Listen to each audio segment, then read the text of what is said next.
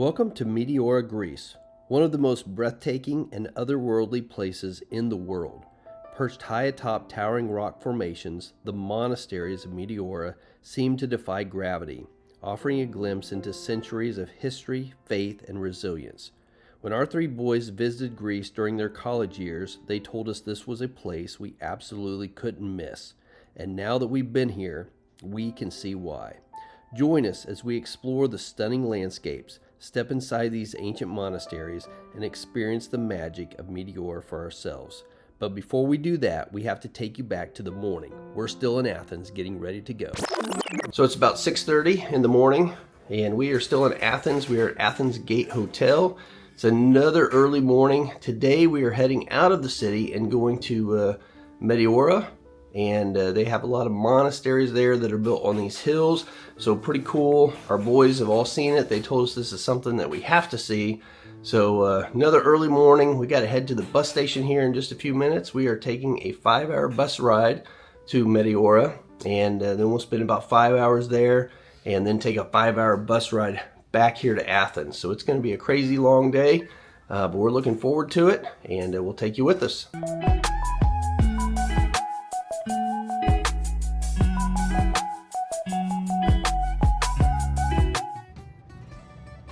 Well, it is pretty early in the morning, but the streets of Athens are still bustling.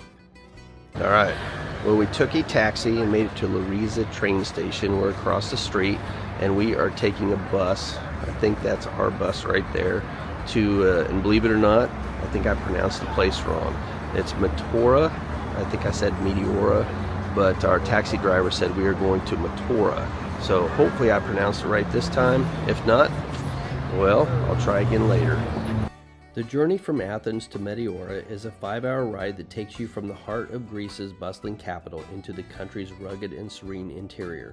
As the bus pulls away from the city, the streets are alive with the constant hum of traffic, cars, scooters, and buses weaving through the maze of Athens roads. For the first hour or so, the highway is packed with vehicles, a steady flow of Athenians commuting to and from the city. Billboards, roadside shops, and suburban neighborhoods gradually replace the dense cityscape. But as the bus continues north, the traffic thins and the scenery begins to change. The sprawling city gives way to open countryside. And by the halfway point, the roads are noticeably quieter, and small villages begin to appear. And this is where we stop to have a little snack and to stretch our legs.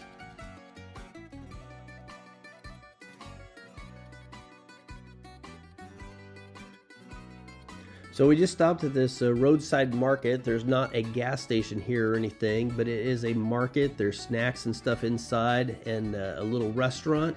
And so let's go ahead and take a look in here and see what they have.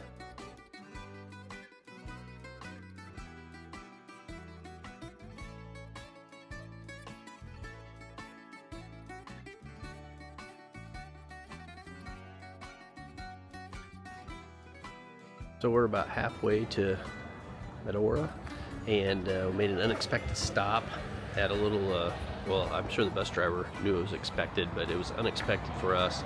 This little restaurant area, cafe, has some nice bathrooms. They don't even charge you €1 to use them, so that was very good. And the landscaping stuff here was beautiful, so it was a great stop. We spent about 25 minutes. Eric and I ate some of the breakfast that the hotel had packed for us, and it was pretty good. After this halfway point stop, the roads are noticeably quieter. Small villages even appear with their red-tiled roofs clustered together in valleys and along hillsides. The air seems fresher, and the landscape is more dramatic, with distant mountains beginning to rise against the sky. And as the bus nears Meteora, the anticipation builds. The final stretch is a peaceful ride through winding roads, where the towering rock formations of Meteora start to emerge in the distance. It's a surreal sight. We then got off the bus and went with a smaller group in a smaller van to see this amazing place, and to learn about its history. Meteora's towering rock formations have been a place of refuge and spiritual devotion for centuries. In the 9th century, hermit monks seeking isolation and a deeper connection to their faith were the first to settle in the area. They climbed the sheer cliffs and carved out small caves and hollows in the rock face. living in solitude high above the world below. For these monks, Meteora provided the perfect sanctuary, a place where they could escape the chaos of the outside world and devote themselves entirely to prayer and meditation. Life in these carved-out dwellings was harsh and solitary. The monks had to be entirely self-sufficient, relying on rainwater collection, small gardens, and the occasional supplies brought by other monks or local villagers. But speaking of food, it was time for us to eat lunch, and so we went into this authentic Greek restaurant in Meteora and had some amazing food. It was a great place to stop for lunch. And right across the street, they had a little place where you could get some snacks. So after lunch, we headed to the main attraction of Meteora, and that is the monasteries built on the cliffs.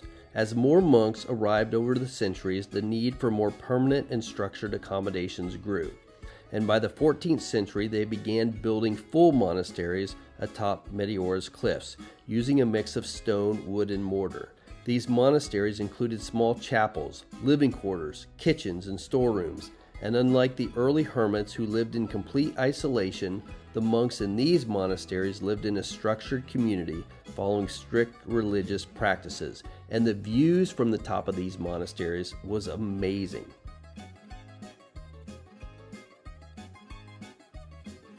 First monastery that we visited was the Holy Monastery of Varlaam. It is the second biggest monastery of Meteora. Located very close to the Great Meteoron Monastery, it was founded in the mid-14th century by a monk named Varlaam. Varlaam managed to climb on the cliff to around 1350, and followed by a few other monks, he was able to establish the monastery. Decades later, in the early 15th century, after Varlaam died, the cliff was abandoned by the rest of the monks. In the early 16th century, two brothers decided to reactivate the abandoned monastery of Varlaam. They settled on the cliff, spending many years building a new chapel dedicated to All Saints in 1541. The two brothers are celebrated today as the two founders of the Monastery of Varlaam. The Holy Monastery of Varlaam offers exceptional views to its visitors, as well as a beautiful new museum where they exhibit many of the monastery's valuable relics, art, and manuscripts. Visitors can also see a very large 16th century oak barrel used for water storage over the previous centuries.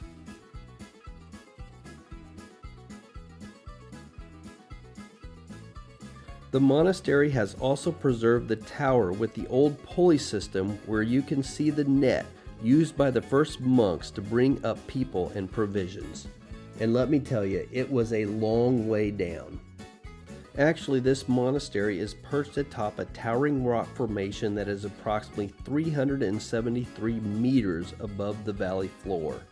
That is very high. This monastery also had fruit trees that were just dotted along the property, and it was pretty cool to see these. The fruit was definitely in season.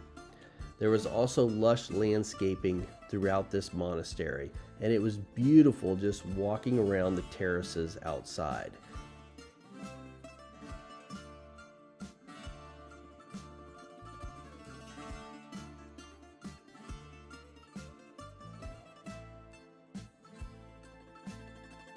We stumbled upon this small chapel that had some beautiful frescoes.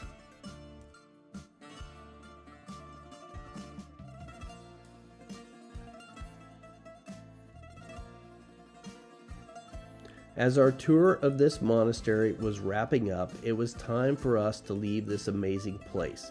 I still can't believe how people were able to build these monasteries on top of these towering cliffs hundreds and hundreds of years ago. It is something I will never be able to fathom. Luckily today they have these bridges that we can walk over and these stairs that we can climb up to get to these spectacular monasteries. Because there is no way Erica would have been pulled up in a basket by that pulley system. She barely could make it over this bridge.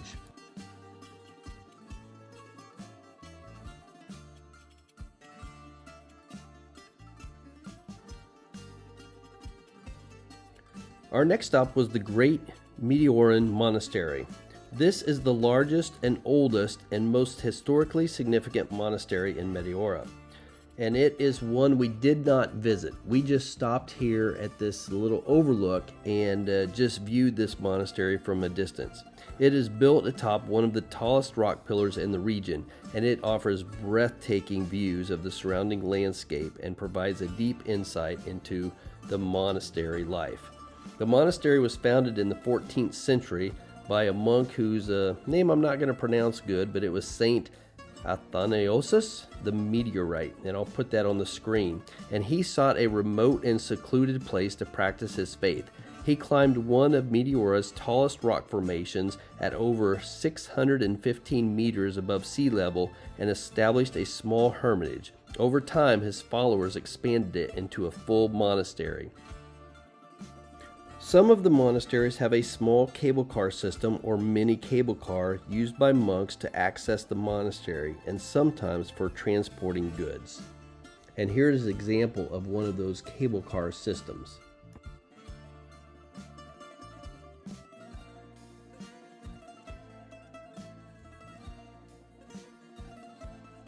Well, we rode in our van to the last monastery we were going to visit today, and that is St. Stephen's Monastery. It is one of the most accessible and well-preserved monasteries in Meteora, Greece.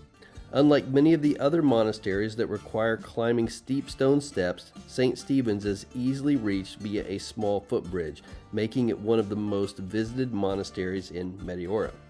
It is unique because it has been continuously habited by nuns rather than monks since the 1960s, giving it a distinctly warm and welcoming atmosphere. St. Stephen's Monastery, though, dates back to the 14th century, though some records suggest that monastic activity at the site as early as the 12th century. It was originally founded by a monk named Jeremiah, and it was later expanded in the 16th century. The balcony at this monastery offers some of the best views of Meteora. During the Ottoman period, the monastery flourished, but it suffered severe damage during World War II when it was bombed by German forces. After the war, the monastery was abandoned for years until it was restored and repopulated by nuns in 1961. Today it functions as a convent, and the nuns maintain a peaceful and hospitable presence. And this monastery is known for its courtyard, which is very peaceful and is beautifully maintained, filled with flowers and greenery. St. Stephen's Monastery has played a key role in preserving Orthodox Christian traditions through the centuries. Unlike some of the other monasteries which were built for isolation, St. Stephen's was historically known for its hospitality, often serving as a refuge for travelers and pilgrims. Today it continues this tradition, welcoming visitors from all over the world. The nuns who reside here are known for their warmth and kindness, and they actively maintain the monastery while engaging in religious and charitable work. Our last stop before catching our bus back to Athens was the Rock of the Holy Spirit. This exposed rock formation offers one of the most iconic panoramic views of Meteora's monasteries and the surrounding valley. But during World War II, Meteora became a strategic hideout for Greek resistance and fighters opposing the Nazi occupation. The Germans, suspecting that rebels were using the monasteries and surrounding cliffs as shelters and lookout points, launched several airstrikes and bombings in this region, and this exposed rock formation was one of their targets. So right now we're on top of the rock. I think they call this the Fish Rock in Meteora, and behind me you can see some of the monasteries. There are 6 monasteries here, and from this rock you're able to see 5 of them, so pretty cool. The bombings left visible scars on the rock, and to this day the rugged, exposed nature of the lookout serves as a reminder of the destruction that took place. Standing on this rock, knowing it was bombed during World War II and still remains as a natural monument, adds a deep historical and emotional layer to the experience. Well, after I jumped off that rock, it was time to head back to Athens. And by the time we got there, it was already dark. But we really enjoyed our time in Meteora. And if you enjoyed this journey, be sure to like this video and subscribe to our channel. It really helps keep us bringing you amazing travel experiences. And let us know in the comments if Meteora is on your bucket list. And we'll see you in the next adventure.